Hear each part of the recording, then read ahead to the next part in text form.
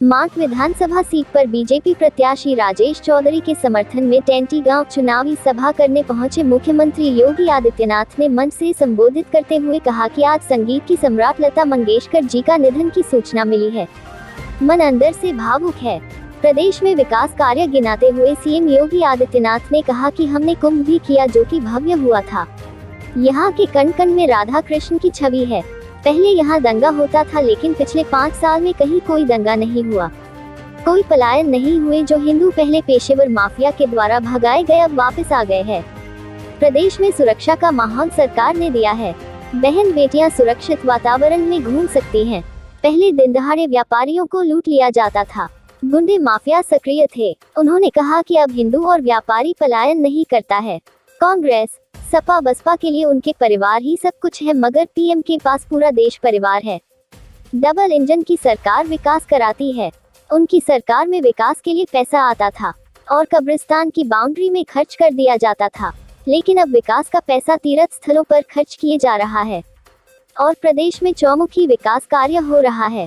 CM ने अपने संबोधन में कहा, विपक्ष को अच्छा नहीं लगता है। विपक्ष को ये भी अच्छा नहीं लगता कि कोई आम आदमी के लिए फ्री अनाज वैक्सीन देते हैं। विपक्ष को ये भी अच्छा नहीं लगता जब दंगाइयों पर कार्यवाही की जाए। उन्हें तो अच्छा गौ तस्करी, दंगा, विकास के कार्यों में रुकावट करना जैसे काम अच्छे लगते हैं। धारा 370 भारत को अलग करने के साथ आतंकवाद देने का काम करती थी, जिसे मोदी जी ने झटके में हटा दिया। हमने जो कहा वह करके दिखाया। सबका विश्वास जीता है। हम तो सबका साथ विकास सबका विश्वास के साथ काम करते हैं। मुख्यमंत्री ने इनकम टैक्स के छापों पर कहा कि सपा को रैक होता है देखकर। यही कहना है कि चोर की दाढ़ी में तिनका है। राधा रानी की, यमुना मैया की, भारत माता की, गौ माता की, गंगा माता की, जय जय श्री राम। वृंदावन बिहारी लाल और राधा रानी की इस पावन धरती को कोटि कोटि नमन करते हुए मैं आप सबका हृदय से अभिनंदन करता हूं।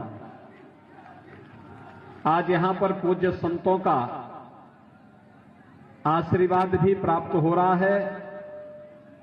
मैं अपने इन पूज्य संतों का भी इस संवाद के कार्यक्रम में हृदय से स्वागत करता हूं, उनका अभिनंदन करता हूं। इन पूज्य संतों का ही सानिध्य है कि आज ये ब्रज क्षेत्र फिर से अपने पुरातन वैभव को प्राप्त करते हुए वैष्णव कुंभ के ऐतिहासिक आयोजन को करने में सफल रहा और इन्हीं के आशीर्वाद से गंगा मैया की तर्ज पर ही यमुना मैया भी अविरल और निर्मल होगी, इसमें कोई संदेह नहीं होना चाहिए। भाइयों बहनों, ब्रज क्षेत्र का विकास हम सबकी प्राथमिकता में है। आपने देखा होगा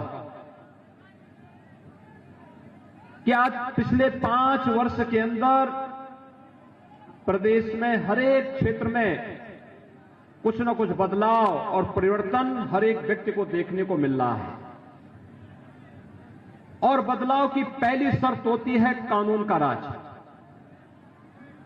सुरक्षा का एक बेहतर माहौल, बिना भेदभाव के हर एक व्यक्ति को सुरक्षा। 2012 से 17 के बीच की अगर हम चर्चा करते हैं तो भाइयों बहनों, 2012 में सबसे पहला दंगा समाजवादी पार्टी की सरकार के समय कहीं हुआ था, तो इसी मथुरा की भूमि कोसी कला में पहला दंगा हुआ था और अंतिम दंगा भी जो हुआ था वह जवाहर बाग की घटना घटित हुई थी, जिसमें सत्ता पोषित अपराधियों के द्वारा एक निर्दोष पुलिस अधिकारी समेत कई पुलिस कर्मियों को यहां पर उन्होंने जिस निर्ममता के साथ मारा था, हमारे पुलिसकर्मी शहीद हुए थे। यह भी समाजवादी पार्टी के समय का वह विभत्स कांड था जिसमें समाजवादी पार्टी और उसके मुखिया को कहीं भी मुंह दिखाने लायक नहीं छोड़ा था। लेकिन चूंकि इन गुंडे अपराधियों को ये लोग प्रश्रय देते थे, इनके माध्यम से अपनी अवैध गतिविधियों का संचालन करते थे। इसलिए सरकार भी उस कालखंड में इन पेशेवर माफिया और अपराधियों के सामने दुम दबाकर के चुपचाप मौन बनी रहती थी। लेकिन पिछले 5 वर्षों के अंदर आपने देखा होगा, हम लोगों ने तो इसी धरती से सीखा है कि परित्राणाय साधूनाम विनाशाय च दुष्कृताम। ये भगवान कृष्ण ने यही तो उद्घोष किया था और उसी पर हम लोग भी विश्वास करते हैं।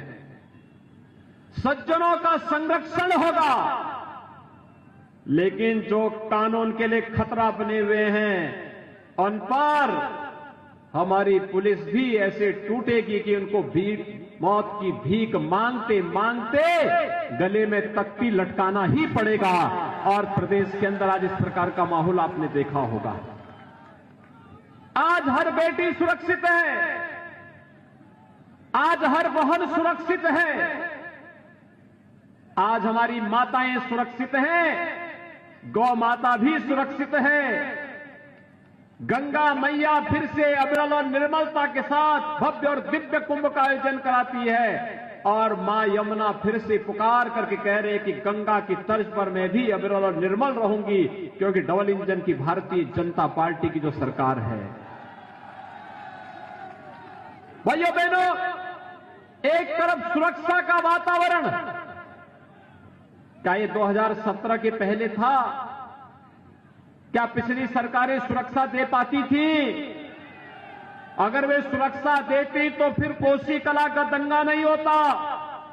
अगर वह सुरक्षा दे पाती तो जवाहर बाग की घटना नहीं घट होती, आगरा का उपद्रव नहीं होता, बुलंदशहर का उपद्रव नहीं होता, अराजकता नहीं फैलती, अव्यवस्था नहीं फैलती। मुजफ्फरनगर में गौरव और सचिन जैसे निर्दोष नौजवान बहन की रक्षा करते करते अपने आप को बलिदान नहीं कर पाते। लेकिन भाइयों बहनों, पिछली सरकारों के एजेंडे में सुरक्षा कहीं थी ही नहीं। सुरक्षा उनके एजेंडे में थी ही नहीं, क्योंकि सुरक्षा के लिए खतरा कोई और नहीं, वे स्वयं ही खतरे बने हुए थे, स्वयं ही खतरे बने हुए थे। और इसीलिए तो पिछली सरकार के समय में कोई प्रदेश में आना नहीं चाहता था। शाम को 5 बजने के बाद व्यापारी अपना प्रतिष्ठान बंद कर देता था, बेटियां स्कूल नहीं जा पाती थी, बाजार करने के लिए महिलाएं नहीं निकल पाती थी। जो व्यक्ति घर से निकल गया उसको पता ही नहीं होता था कि वापस वो अपने घर में वापस आ पाएगा कि नहीं आ पाएगा। ये अराजकता का तांडव था प्रदेश के अंदर। लेकिन भाइयों बहनों, 2017 के बाद परिवर्तन आया है। आज तो विकास की बहार भी बढ़ रही है, सुरक्षा चौओर दिखाई देती है, हर एक व्यक्ति अपने को सुरक्षित महसूस करता है। समाजवादी पार्टी की सरकार के समय में 700 बड़े दंगे हुए हैं प्रदेश में, और भारतीय जनता पार्टी की डबल इंजन की सरकार के समय 5 वर्ष में एक भी दंगा उत्तर प्रदेश के अंदर नहीं होता है। यह आपके सामने उदाहरण है। कुंभ का आयोजन करने का अवसर सपा को भी मिला, बसपा को भी मिला, भाजपा को भी मिला। समाजवादी पार्टी के समय में 2007 में कुंभ का आयोजन गंदगी और अराजकता का कारण बना था। 2013 में समाजवादी पार्टी की सरकार के समय कुंभ का आयोजन भगदड़, अव्यवस्था और गंदगी का कारक बन गया था। लेकिन 2019 में प्रयागराज का कुंभ भव्य कुंभ और दिव्य कुंभ के रूप में वैश्विक मंच पर छा गया। हमें अवसर मिला, हमने करके दिखा दिया। उन्हें अवसर मिला था, उन लोगों ने मौके से चूक गए। वे राम का विरोध करते थे, श्री कृष्ण का विरोध करते थे, हिंदू देवी देवताओं के प्रति अपमानजनक टिप्पणी करते थे। आज तो अयोध्या का भी विकास हो रहा है, काशी का भी विकास हो रहा है, और ब्रज क्षेत्र के विकास के लिए ब्रज तीर्थ विकास परिषद का गठन करके सरकार पहले ही अपनी मंशा को स्पष्ट कर चुकी है कि ब्रज क्षेत्र को कोई वंचित नहीं कर सकता विकास के कार्यों के माध्यम से। समग्र विकास की प्रक्रिया के साथ हम पूज्य संतों के सानिध्य में इसे आगे बढ़ा करके ही रहेंगे। सरकार उस दिशा में कार्य कर रही है।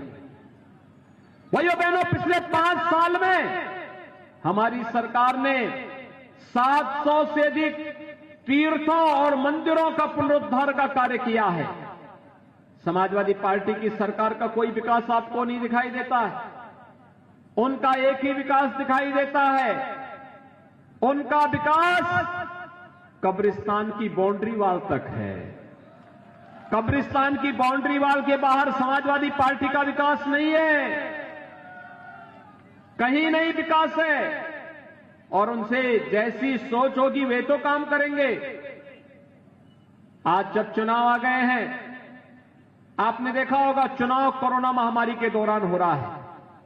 एक कोरोना महामारी दुनिया के अंदर फैली है, लेकिन भारत के अंदर प्रधानमंत्री मोदी जी के नेतृत्व में कोविड प्रबंधन का कार्य जिस कुशलता के साथ आगे बढ़ा है, जीवन भी बचाना है, जीविका को भी बचाना है, हर एक व्यक्ति का ख्याल रखना है, और एक कार्यक्रम जिस कुशलता के साथ आगे बढ़ा है, फ्री में टेस्ट, फ्री में उपचार, फ्री में वैक्सीन। कितने लोगों ने वैक्सीन ली है यहां पर? कितने लोगों ने लिया है? आपने सबने ले लिया? ये तो सब 100% लोगों ने वैक्सीन ले ली है। और मैं मानता हूं मथुरा के